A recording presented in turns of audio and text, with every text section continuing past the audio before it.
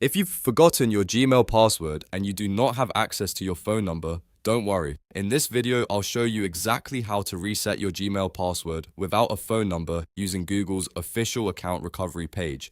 This method is useful if you still have access to a recovery email, a signed-in device, or even an old password you remember. And as always, if this tutorial helps you out, make sure to hit the like button and subscribe for more simple tech guides. Let's get into it.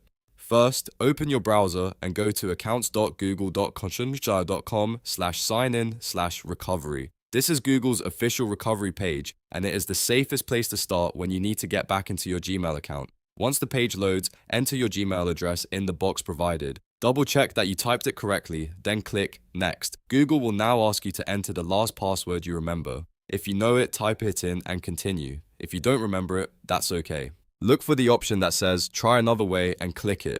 This is the important step because it lets you choose a recovery method other than your phone number. Depending on what Google has available for your account, you may see a recovery email option, a Google prompt on a device where you are already signed in, or a request to enter the last password you remember.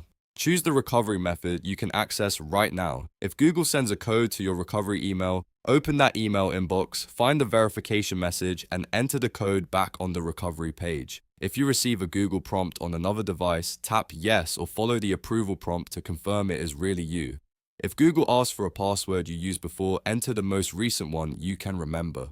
Complete each verification step carefully because this is what proves you own the account. Once Google accepts your verification, you'll be taken to the password reset screen. Now enter a brand new password that is strong and unique. Make sure it is something secure with a mix of letters, numbers, and symbols if possible. Then type the same password again in the confirm box to make sure both entries match. After that, click Save.